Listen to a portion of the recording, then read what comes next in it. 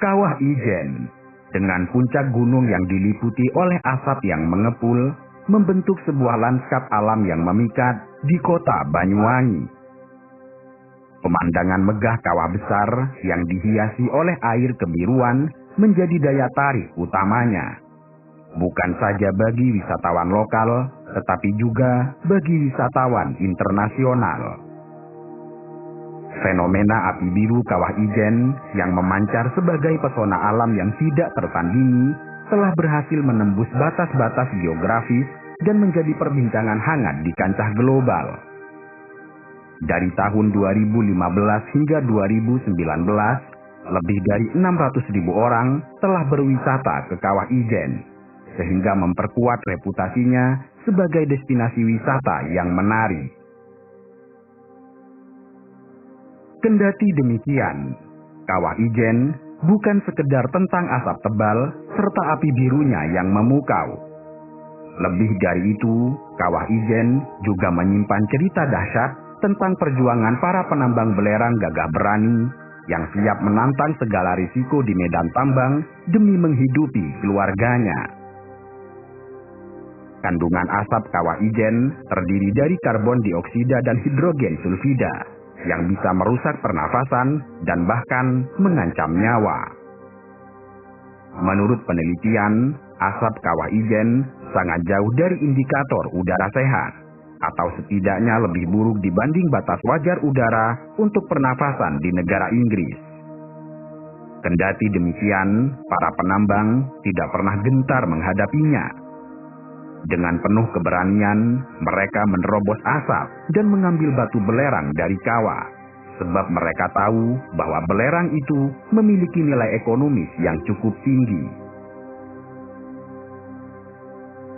Para penambang belerang di Kawah Ijen memiliki strategi tersendiri untuk menembus kabut asap yang menyelimuti area penambangan. Mereka memulai perjalanan dini hari sebelum pukul 7 pagi ketika kabut beracun belum merambah ke lokasi penambangan. Jika melewati waktu tersebut, mereka tidak berani melangkah menuju area penambangan, disebabkan risiko tinggi akibat keberadaan gas hidrogen sulfida dan karbon dioksida yang dapat mengancam kesehatan. Berbekal keranjang rotan, penambang belerang berangkat dini hari. Mereka membawa alat bantu penerangan, jaket dan sarung tangan, serta sepatu bot jika ada. Suasana dingin dan gelap dini hari menjadi teman setia mereka selama perjalanan. Dari perkampungan, perjalanan menuju puncak Gunung Ijen memakan waktu 2 jam.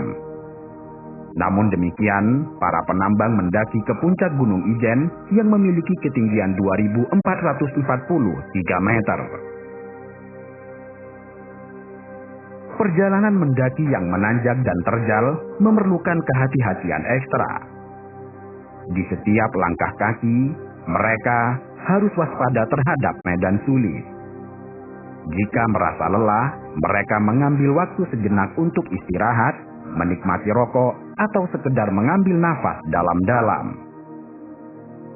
Setelah merasa cukup istirahat dan energi kembali terisi, mereka melanjutkan perjalanan menuju kawah yang menjadi sumber penghasilan utamanya. Dan setelah 2 jam perjalanan, mereka telah sampai di puncak Gunung Ijen. Namun demikian, ini hanyalah permulaan. Sebab untuk menuju area tambang, tempat yang menjadi tujuan utamanya, mereka harus mendekati bibir kawah yang memiliki lokasi rumit serta jalanan yang menurun terjal. Salah langkah sedikit saja, mereka bisa tergelincir ke dalam air kawah. Dan sebagaimana telah umum diketahui, air di Kawah Ijen tidak bersifat layak minum seperti air pegunungan yang jernih. Sebaliknya, air di Kawah Ijen memiliki kandungan asam yang sangat tinggi. Setibanya di lokasi penambangan, para penambang belerang segera mengambil langkah berikutnya, yaitu menggunakan linggis untuk mencongkel endapan belerang. Berpacu dengan waktu, mereka tidak henti-hentinya mencari belerang dan bongkahan demi bongkahan mereka kumpulkan. Dalam 2 keranjang pikul, mereka mampu menopang hingga 80 kilogram belerang. Bagi mereka yang telah bertahun-tahun menggendong beban ini, 80 kilogram bukanlah beban yang terlalu berat. Pundak mereka telah mengeras seperti kapalan akibat lamanya menopang 2 keranjang belerang setiap hari. Setelah berhasil mengumpulkan beban belerang yang memadai, tantangan berikutnya adalah mengangkat beban tersebut menaiki puncak kawah. Belerang yang berhasil mereka kumpulkan kemudian diangkut untuk diserahkan kepada pengepul yang sudah menunggu di lokasi. Belerang yang dikumpulkan oleh para penambang ini akan dijual kepada pengepul, yang selanjutnya pengepul tersebut menjualnya ke perusahaan kosmetik, produsen sabun, serta industri gula.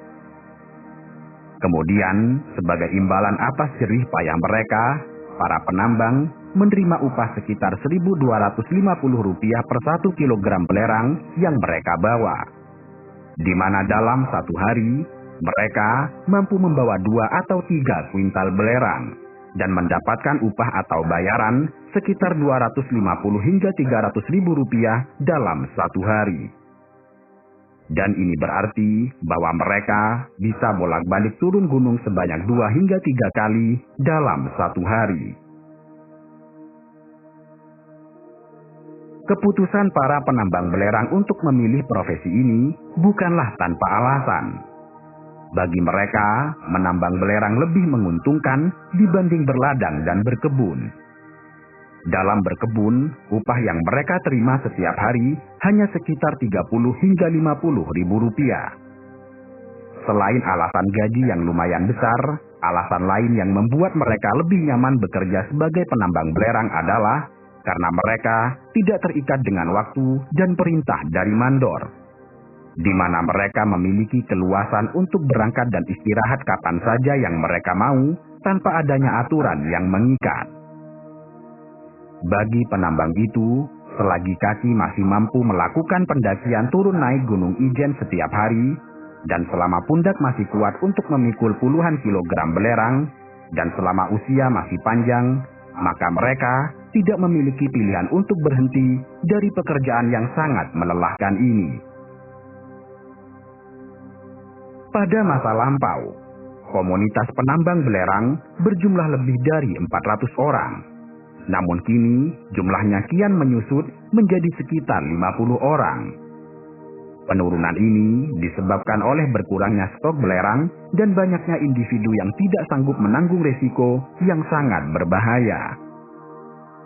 Anak muda saat ini cenderung enggan memilih profesi sebagai penambang belerang. Bahkan mereka memang dilarang oleh orang tuanya untuk terlibat dalam pekerjaan menambang belerang. Demikian ini dikarenakan kesadaran orang tua akan beban berat dan risiko besar di balik profesi menambang belerang.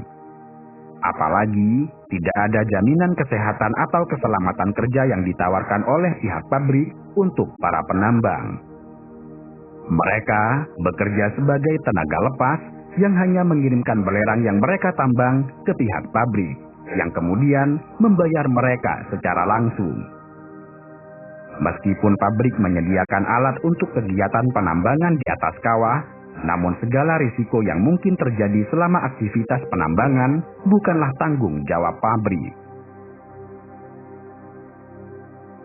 Di samping mengandalkan penambangan belerang sebagai sumber penghidupan, penduduk lokal di sekitar Kawah Ijen juga menawarkan jasa troli untuk mengangkut wisatawan. Ketika mendaki menuju Kawah Ijen, wisatawan dapat memanfaatkan jasa troli yang dilengkapi dengan jok atau tempat duduk. Jasa ojek troli ini menjadi opsi bagi wisatawan yang merasa lelah untuk mencapai puncak atau ingin turun ke pos masuk. Satu troli biasanya ditarik oleh 3 hingga 4 orang, tergantung berat penumpangnya. Jika terdapat 3 orang penumpang, 2 orang akan menarik troli dari depan, sementara 1 orang akan mendorong dari belakang. Tarif ojek troli dapat bervariasi, berkisar antara 500 hingga 800 ribu rupiah untuk wisatawan lokal, dan 1 juta rupiah untuk wisatawan luar negeri. Meski menawarkan jasa ojek troli, penduduk lokal lebih memilih untuk tetap beraktivitas sebagai penambang belerang. Mereka merasa bahwa menambang belerang memberikan kepastian penghasilan karena tidak tergantung pada tingkat kunjungan wisatawan yang fluktuatif. Dalam pandangan mereka, kegiatan menambang belerang memberikan kestabilan ekonomi yang lebih terjamin dibandingkan dengan menunggu pelanggan ojek troli yang belum tentu ada.